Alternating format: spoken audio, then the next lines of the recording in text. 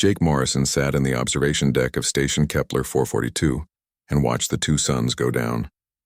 The view was beautiful, but he had seen it alone for 3 years now. Today was his 39th birthday. No one would call him. No one would send messages. The nearest human beings were 6 months away by spaceship. He did not mind it at first. When his wife left him 2 years before he took this job, he wanted to be alone. He wanted silence and empty rooms where no one could hurt him anymore. The station needed an engineer who could live by himself for years at a time. Jake volunteered immediately. But tonight, eating dinner by himself again, he wondered if he had made a mistake. The food was a ration pack that tasted like cardboard. The only sound was the hum of machines. He missed talking to people. He missed laughing. He even missed arguing about stupid things. Jake finished eating and cleaned his plate. He was about to go to bed early when every alarm in the station started screaming. His heart jumped into his throat. He ran to the command center and pulled up the sensors. Something huge had just appeared right outside the station. The ship was massive. It was 10 times bigger than his entire station. Jake had never seen anything like it. The hull looked strange, almost alive. It had scales that glowed with soft light. The computer could not identify what kind of ship it was. It was not human. It was not from the Centauri colonies. It was not even from the hostile Crawl Empire. Jake stared at the screen and felt fear run through his body. This was first contact. He was alone on a tiny station and something alien had just appeared. Before he could decide what to do, his communication system activated by itself. A face appeared on the main screen. Jake stopped breathing. She was beautiful and terrifying at the same time. She looked almost human, but not quite. 2 horns curved back from her head. Her skin shifted colors between dark purple and deep blue. Her eyes glowed like fire. When she spoke, her voice seemed to vibrate in his chest. The computer translated her words. Human Guardian. I am Keeper Lysandra of the Draconis Imperium. My vessel is badly damaged. I request emergency sanctuary. I am alone and unarmed. Jake looked at the sensor readings. Her ship was dying. Atmosphere was leaking out. The shields were failing. Whatever she was, she would be dead in less than an hour. His training told him to report this to Earth Command immediately. First contact was supposed to go through proper channels. There were protocols and procedures, but those procedures would take hours to follow and she would be dead by then. Jake made a choice. Docking Bay 2. Come in slowly. Thank you, human. You may have just saved my life. Jake ran to the docking bay and watched through the window as her ship limped closer. It moved like a wounded animal. Pieces were missing from the hull. Scorch marks covered the scales. Whatever had attacked her had almost killed her. The airlock cycled. Jake held his breath. The door opened. Lysandra was even more impressive in person. She stood at least 7 feet tall. The scales on her ship also covered parts of her arms and neck. They caught the light and shimmered. She moved with grace despite her size, but Jake could see she was hurt. Purple blood stained her side. Her breathing was labored. Thank you, she said again. Then her eyes rolled back and she collapsed. Jake caught her before she hit the floor. She was heavy. Far heavier than a human her size would be. He dragged her to the medical bay as fast as he could. His back screamed in protest, but he did not stop. The medical computer had no idea what to do with her. It could not identify her species. It could not read her vital signs properly. Jake felt panic rising in his throat. He had just saved her from dying in space, but she might die on his medical table instead. Computer, connect to her ship's systems. Download any medical data you can find. It took precious minutes, but finally information started flowing into the medical computer. Jake read through alien biology and chemistry as fast as he could. Nothing made complete sense, but he started to understand the basics. Her blood was purple, because it used a different molecule than human hemoglobin. Her organs were in different places. Her body temperature was higher. Jake worked for hours. He stopped the bleeding. He set up an IV with fluids her ship's computer said she needed. He monitored her breathing and heart rate. When he finally sat down, the sun was coming up outside. He had worked through the entire night. Lysandra was stable but still unconscious. Jake stared at her face. Without the fear and urgency, he could really look at her. The horns were smooth and elegant. The scales had beautiful patterns. She was alien, completely foreign to everything he knew, but she was also clearly intelligent and aware, a person, not a monster. Jake fell asleep in the chair next to her bed. He dreamed of stars and ships and voices speaking languages he could not understand. He woke up suddenly. Someone was watching him. He opened his eyes and saw Lysandra looking at him. Her glowing eyes were softer now, filled with something that looked like gratitude. "You saved my life," she said quietly. "Why? Your kind has never seen mine before. You did not know if I was dangerous." Jake rubbed his tired face.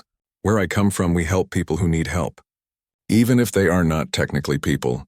No offense." A sound like distant thunder came from her chest. It took Jake a moment to realize she was laughing. "None taken, Jake Morrison. I found your name in the station records. I am in your debt." "Just doing the right thing," Jake said. But inside he felt something shift. For the first time in 3 years, he did not feel alone. Someone else was here. Someone who could talk and think and laugh. "Your ship is badly damaged," Jake said, changing the subject. "What happened to you?" Lysandra's expression grew dark. "I was attacked.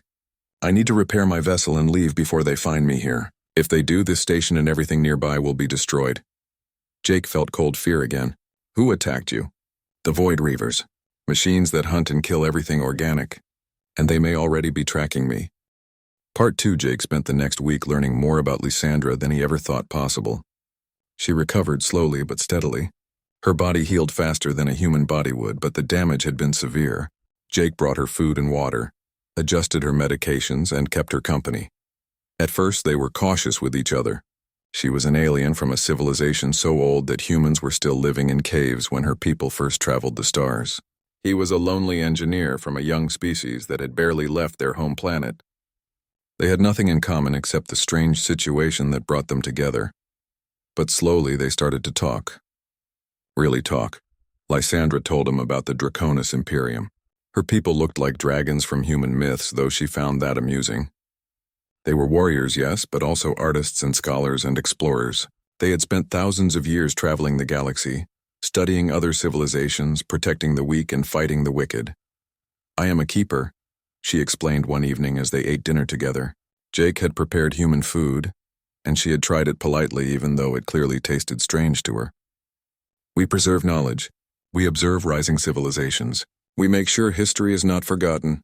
"So you are like a historian?" Jake asked. "A historian, a diplomat, and a guardian. We travel alone most of the time, moving from world to world. It can be lonely, but the work is important." Jake understood loneliness. "What were you doing when the Reavers attacked you?" Lysandra's expression turned serious. "I was transporting an artifact. Something very old and very powerful. The Reavers want it because it contains information about organic civilizations they have not yet destroyed. If they get it, billions will die." "What kind of artifact?" "A memory crystal. It holds the recorded history of 100 extinct species. Their languages, their cultures, their discoveries. Everything they were before the Reavers killed them. I was taking it to the Great Archive where it would be safe." Jake felt the weight of that responsibility. "Is it still on your ship?" "Yes, hidden in a shielded vault. But if the Reavers tracked me here, they will not stop until they have it. That is why I must repair my ship and leave as soon as possible. Every day I stay puts you in danger." Jake thought about that. He should be terrified. Killer machines might be coming to his station. But instead he felt determined. "Then we should start repairs tomorrow. I am a pretty good engineer." Lysandra looked at him with those glowing eyes. "Your ship technology is thousands of years behind mine." "No offense?" "None taken," Jake said with a small smile. "But I learn fast. And you need help. I am literally the only option you have right now." She laughed again, that rumbling sound that Jake was starting to enjoy. "Very well, Jake Morrison. We will see what a human engineer can do with Draconis technology." The next morning they began. Jake put on his spacesuit and followed Lysandra out to her ship. Even damaged, the Stormwing was incredible. The hull moved slightly, almost like it was breathing. The scales shifted colors in the sunlight. "Your ship is alive?" Jake asked, amazed. "Semi-organic," Lysandra explained. "It was grown as much as built. Draconis vessels bond with their pilots. The Stormwing and I have been together for 60 of your years." Jake did some quick math in his head. "How old are you?" 217 years. "I am still considered young among my people." Jake suddenly felt very small and very short-lived. Lysandra would live for centuries. He would be lucky to make it to 90. It was a strange thought. They entered the ship through a damaged airlock. Inside, everything looked organic and technological at the same time. Walls curved like ribs, Lights pulsed like veins. The controls responded to touch with a gentle warmth. "The main problem is the conduit network," Lysandra said, leading him deeper into the ship. "The Reaver weapons created cascading failures. The ship cannot properly distribute power anymore." Jake looked at the conduits. They looked like metal cables, but when he touched one, it felt warm and slightly soft. "These are biological?" "Biosynthetic. They carry energy and information like nerves in a body. When they are damaged, the whole ship suffers." For hours, Jake examined the damage while Lysandra explained how everything worked. Human technology used wires and circuit boards and mechanical parts. Draconis technology used living systems that adapted and healed themselves. It was completely different from anything Jake had ever seen. But as he studied it, he started to understand. Energy still needed to flow from one place to another. Systems still needed to communicate. The principles were the same, even if the methods were alien. Jake had spent 20 years fixing machines. This was just a very different kind of machine. "I think I can do this," he said finally. Lysandra looked surprised. "Truly? It will take time, and you will need to teach me a lot more. But yes, I think I can help you repair the ship." They worked together every day after that. Jake learned faster than he ever had in his life. Lysandra was patient and thorough, explaining concepts that would take human scientists years to understand. Jake asked a million questions and took detailed notes. During their breaks, they talked about everything. Jake told her about Earth, about oceans and mountains and forests. He told her about human history, about wars and peace and art and music. He told her about his failed marriage, about how he had felt broken and useless afterward. "You speak as if you are defective," Lysandra said one night, "but I see someone who faced pain and chose to keep going. That is not weakness, that is strength." "We are just people," Jake said, uncomfortable with praise. "We make mistakes. We hurt each other. We are not special." Lysandra's eyes glowed brighter. "You saved me without hesitation, even though I could have been dangerous. You are working yourself to exhaustion learning technology you did not even know existed a few weeks ago. All to help someone you just met. If that is not special, I do not know what is." Jake felt something warm in his chest. He had not felt valued in a long time. His wife had made him feel small and stupid. This job had made him feel isolated and forgotten. But Lysandra looked at him like he mattered. "Like he was capable of great things, thank you," he said quietly. They continued working. Days turned into weeks. The repairs progressed slowly but steadily. Jake's hands learned the feel of biosynthetic materials. His mind adapted to alien logic. He started to think in new ways, seeing connections between human and Draconis engineering. And slowly, without either of them quite noticing, they became friends. Real friends. They shared meals and stories. They laughed at each other's jokes. They worked side by side in comfortable silence. The station did not feel empty anymore. Then, 3 months after Lysandra arrived, the long-range sensors detected something that changed everything. A small ship had entered the system. It was scanning methodically, searching. It was a Void Reaver scout. Part 3. Jake stared at the sensor display and felt his mouth go dry. The Reaver scout ship was small compared to Lysandra's vessel, but the energy readings were terrifying. It moved through space with mechanical precision, scanning every moon and asteroid. "How long until it finds us?" Jake asked. Lysandra studied the data, her face grim. 3 days. Maybe 4 if we are lucky. The station's energy signature is small, but the Stormwing's residual quantum trace will draw it here eventually. Can your ship fly yet? The main systems are functional, yes, but the Stormwing is still weak. A long journey could cause complete failure, and even if we escape, the Reaver will simply follow us. They never stop hunting. Jake felt anger rising in his chest. He had worked for 3 months to save Lysandra and repair her ship. He was not going to let some emotionless machine destroy everything now. Then we fight. Lysandra looked at him like he had lost his mind. Jake, this station has defensive weapons designed for asteroids and space debris. A Reaver scout has weapons that could destroy this entire moon. You cannot fight this. Not with the station's weapons, no. But your ship has weapons, right? The Stormwing's main cannon is operational, but the targeting systems are offline. Someone would have to aim and fire manually, and the power drain might destroy the ship entirely. Jake pulled up the tactical display and started running calculations. Then we make the shot count. 1 perfect hit. Can your cannon destroy that scout ship? If it hits the reactor core, yes. The Reavers use antimatter. A direct hit would cause a cascade explosion. Then that is what we do. You said your people are warriors. Teach me how to fight. What followed was the most intense learning experience of Jake's life. Lysandra taught him how Draconis warriors fought in space. It was not about firepower or armor. It was about prediction and timing. Reading energy patterns. Feeling the flow of battle. Humans fight with your minds, Lysandra explained as they practiced with simulation software. You calculate and plan. That is good, but you also need to trust your instincts. The Stormwing's weapon system will connect directly to your nervous system. You will feel the ship's sensors like they are your own eyes. You will know when to fire. Jake practiced for 3 days straight. He barely slept.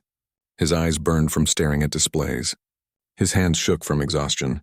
But gradually something clicked. He started to understand what Lysandra meant. The ship's systems began to feel natural, like extensions of his own body. On the third night, with the Reaver Scout only hours away, they finalized their plan. They would use the station's sensor network to create a false energy signature deeper in the system. It would mimic a damaged Draconis vessel. The Reaver, programmed to hunt and investigate, would change course to examine it. When it passed near the moon, Jake would fire. This is insane, Lysandra said as they prepared, but she was smiling slightly.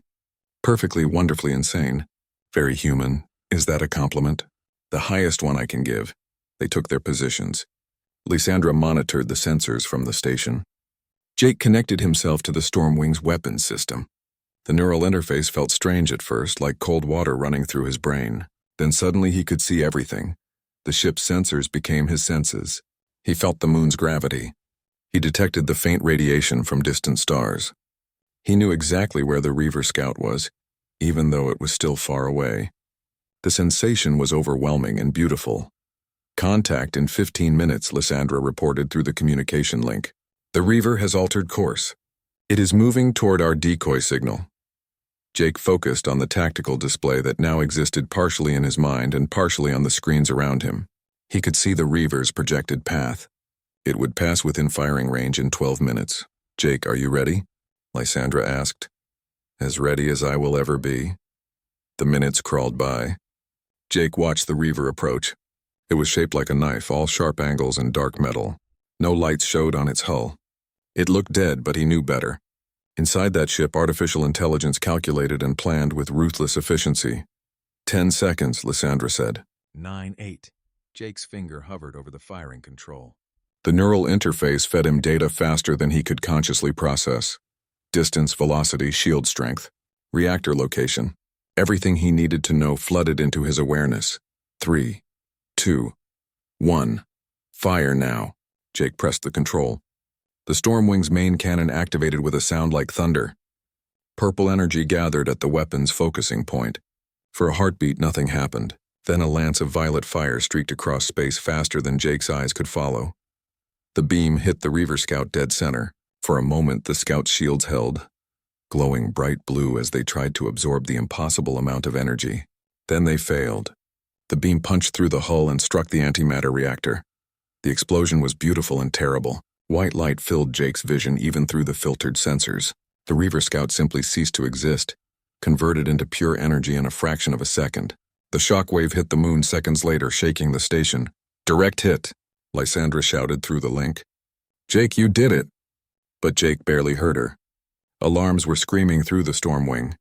The power surge from firing the cannon had caused exactly the cascade failure Lysandra had feared. Systems were shutting down all over the ship. The lights flickered and died. Life support failed. The neural interface cut out, leaving Jake suddenly blind. Jake disconnected from the dying ship and ran for the airlock. He could hear metal groaning as structural supports failed. The Stormwing was tearing itself apart. He made it to the station just as a major conduit exploded behind him. Lysandra met him at the airlock, pulling him inside and sealing the door.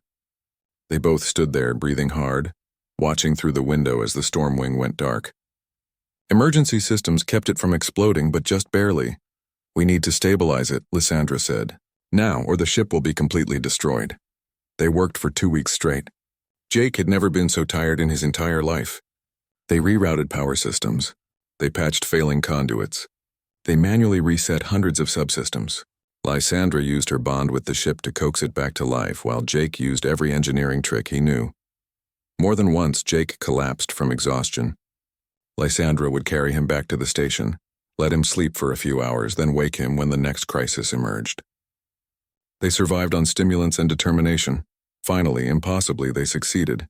The Stormwing stabilized. It would never be fully repaired without a proper Draconis shipyard, but it could fly. It could make the long journey back to Imperium space. Jake sat in the common area, staring at nothing. They had won. They had destroyed the Reaver Scout and saved the ship. Lysandra would be able to go home now. The artifact would be safe. Everything had worked out perfectly. So why did Jake feel so empty? Part 4. Lysandra set the departure date for 1 week away. The Stormwing needed a few more minor repairs and a full power cell recharge. After that, she would leave. She would fly back to Draconis space, deliver the artifact to the Great Archive, and report on her encounter with humanity. Jake helped her prepare. They worked in near silence, both avoiding the topic that hung between them like a weight. He would be alone again. The station would be empty. The silence would return. He told himself it was fine. He had been alone before Lysandra arrived. He would be alone after she left. That was just how his life was. But the thought made his chest hurt in a way that had nothing to do with physical pain. On the 6th night, Jake decided to do something special. He used some of his saved ration packs to prepare the best meal he could. He even opened the bottle of whiskey he had been saving for emergencies. If this was not an emergency, nothing was. "What is the occasion?" Lysandra asked when she saw the table he had set. "It is my birthday," Jake said. "My 40th. I figured we should mark it somehow before you go." Lysandra's expression softened. "You celebrated your 39th birthday alone. Now you celebrate your 40th with an alien dragon woman. That is quite a change." "The best change I have had in years." They ate together, sharing stories and memories from the past months. Jake told her about the time he accidentally vented atmosphere in Section 3 while trying to fix a stuck valve. Lysandra told him about a diplomatic mission that went wrong when she accidentally insulted a species by using the wrong greeting gesture. The whiskey made Jake brave enough to ask questions he had been avoiding. "What will you do after you deliver the artifact?" "Continue my work as a keeper. There are many worlds to visit, many civilizations to study. The galaxy is vast. Will you ever come back here?" Lysandra was quiet for a long moment. "I do not know. The Imperium will want to establish contact with humanity now. You are a young species, but you have shown remarkable capability. My people will be curious, but you will not be the one to come back. Probably not. Keepers travel alone. We rarely return to the same place twice." Jake nodded and drank more whiskey. It burned going down, but it was a good burn. A real feeling in a moment that felt increasingly unreal. "I will miss you," he said quietly.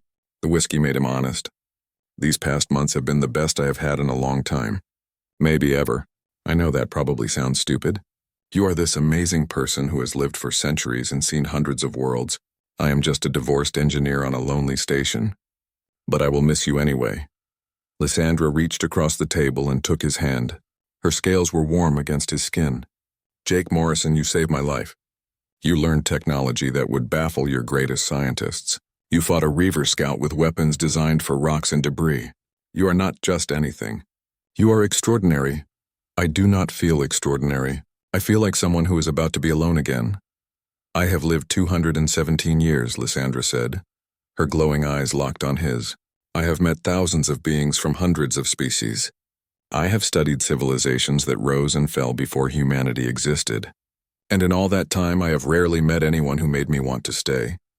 Jake's heart started beating faster. "What are you saying?" "I am saying that there is a word in my language. Kalethmar. It means someone who fights beside you with courage and honor. Someone who sees you not as something to fear, but as someone to know. It is a bond deeper than friendship, rarer than love. It is recognition of a kindred spirit. And you think we have that? I know we do. I came here broken and hunted. You gave me sanctuary without hesitation. You worked yourself to exhaustion to help me. You risked your life to save mine. How could I not recognize what you are to me?" Jake felt tears stinging his eyes. He had not cried in years, but this moment was too big to contain. "Then why are you leaving?" Lysandra looked down at their joined hands. "Because my duty is to the Imperium. Because the artifact must reach the archive. Because I have responsibilities that I cannot abandon. I understand, Jake said, even though his heart was breaking. They sat in silence for a while, holding hands across the table. Outside the window, the stars turned slowly. Jake wondered how many other beings in the galaxy were having moments like this. How many were saying goodbye to people they cared about because duty or distance or circumstance pulled them apart. Finally, Lysandra spoke. There is another option. What do you mean? I could send the artifact ahead with a secure drone. My ship has that capability. The drone would take longer to reach the archive, but it would get there safely. And I could stay here. As a keeper, my duty is to observe and record rising civilizations. What better way to fulfill that duty than to stay and witness humanity's emergence into the larger galaxy? Jake's breath caught. Are you serious? Your people have just made first contact. In the coming years, your world will change dramatically. Diplomatic missions will come. Technology will be shared. Alliances will form. As a keeper, I should document all of this. And as someone with Kalethmar, I find I do not want to leave your side. But what about your people? Will they be okay with this? The Imperium trusts its keepers to make their own decisions. I will send a full report. They will understand. They may even be pleased. Having a keeper here will make future relations smoother. Jake stood up, his chair scraping against the floor. He walked around the table and knelt beside Lysandra.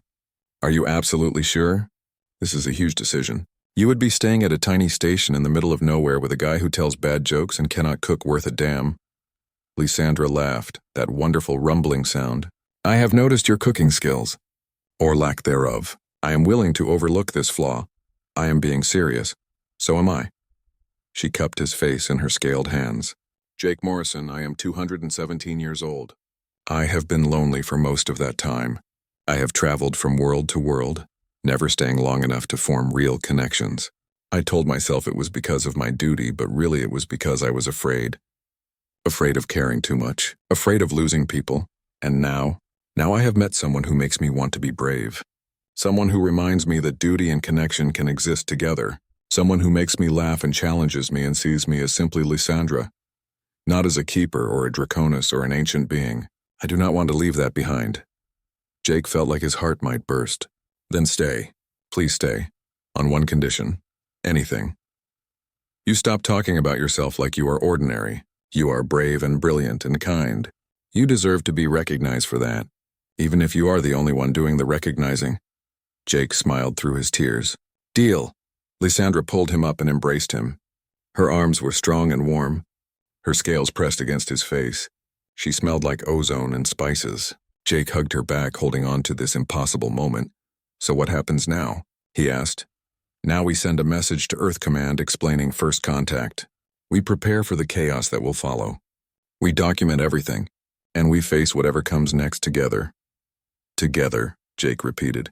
The word sounded good. Better than good, perfect. Part 5. The message Jake sent to Earth Command was simple and direct. First contact established. Species identified as Draconis Imperium. Peaceful, cultural liaison remaining at station. Request guidance. The response took 3 days to arrive because of the distance. When it came, it was not simple at all. Jake's message had caused a complete uproar. Every major government wanted to send representatives. The scientific community was going crazy. The military was suspicious. Religious leaders were debating. The media had exploded with speculation. Earth Command ordered Jake to keep Lysandra at the station until a proper diplomatic team could arrive.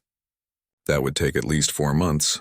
In the meantime, Jake was to answer approximately 1 million questions and provide detailed reports on everything he had learned. Lysandra found the whole thing amusing. Your people are very excited. This is the biggest thing to ever happen to humanity, Jake said, reading through another batch of questions. Of course they are excited, and terrified, and confused. Humans are not great with change. Then they will need to adapt quickly. Once the Imperium knows about your species, others will come. Some will be friendly. Others will not be. The galaxy is about to become much more complicated for humanity.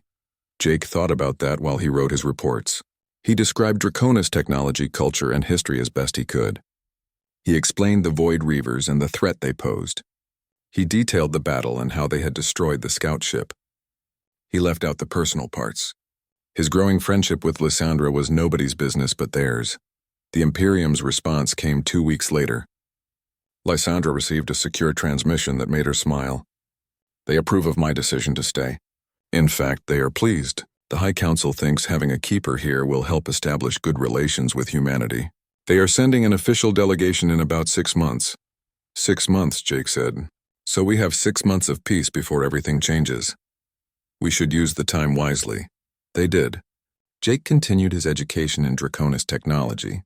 Lysandra had brought extensive databases with her, containing information on thousands of topics. Jake absorbed everything he could. Engineering, physics, biology, history. He learned about other species in the galaxy, about ancient wars and fallen empires, about wonders beyond human imagination. Lysandra, in turn, learned about humanity. She read Earth literature and watched human movies. She listened to music from different cultures. She asked Jake endless questions about human emotions, relationships, and beliefs. She found humans fascinating in their complexity. "You are such a young species," she said one evening while they watched a movie together, "but you have already created so much beauty. This story, for example, it is simple but profound. You understand loss and hope in ways that much older civilizations have forgotten." "We have had plenty of practice with both," Jake said. They fell into a comfortable routine. Mornings were for work and study. Afternoons were for ship maintenance and station repairs. Evenings were for talking and sharing meals and simply being together.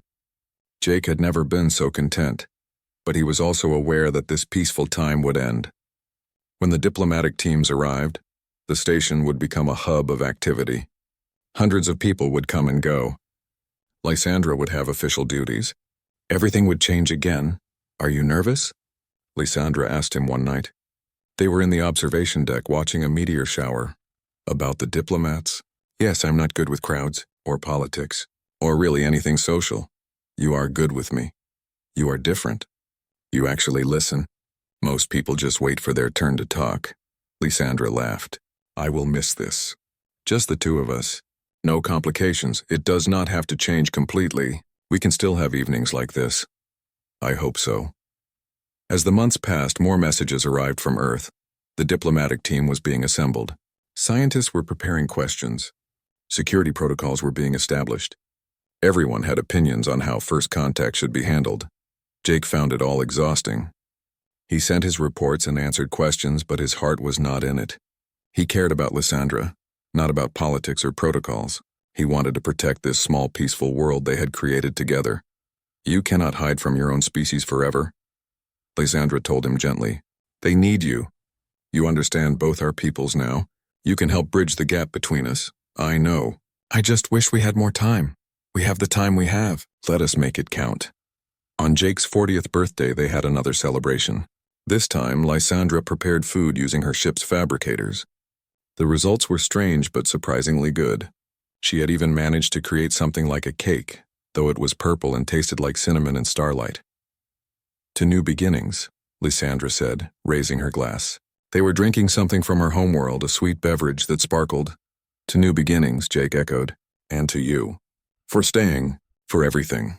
For us," Lysandra corrected. "None of this would have happened if you had not opened your airlock to a stranger. You changed both our lives that day." Jake thought back to that moment months ago.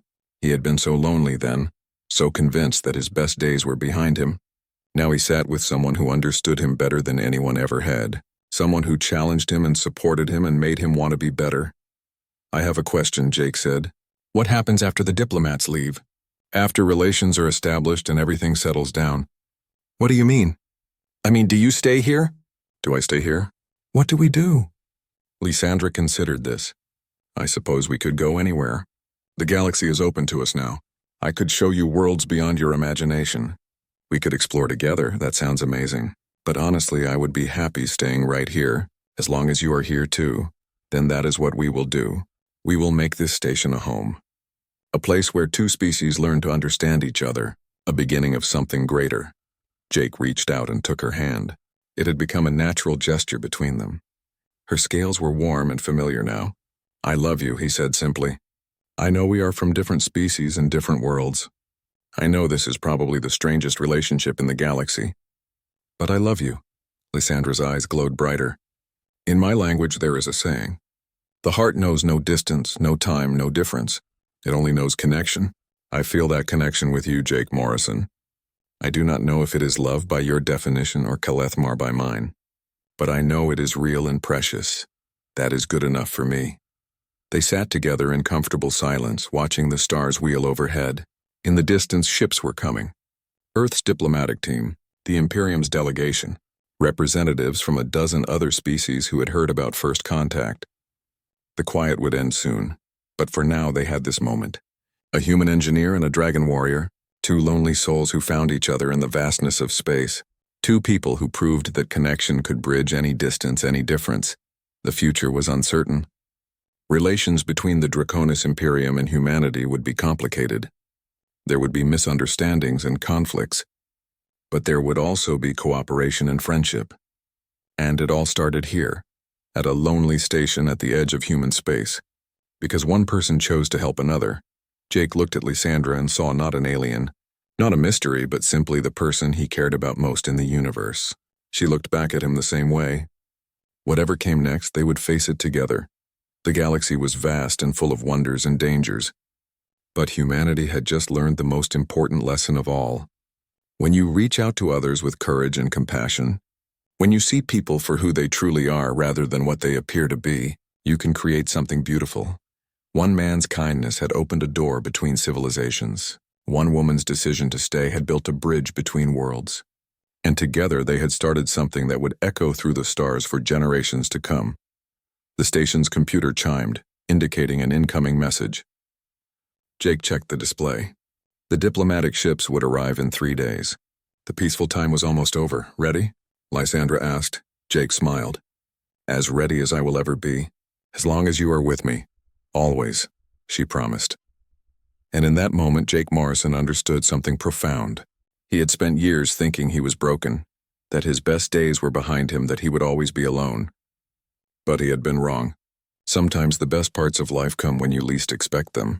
Sometimes the greatest adventures start with a simple choice to help someone in need. He was 40 years old. He was in love with an alien dragon warrior. He was about to become the bridge between two civilizations.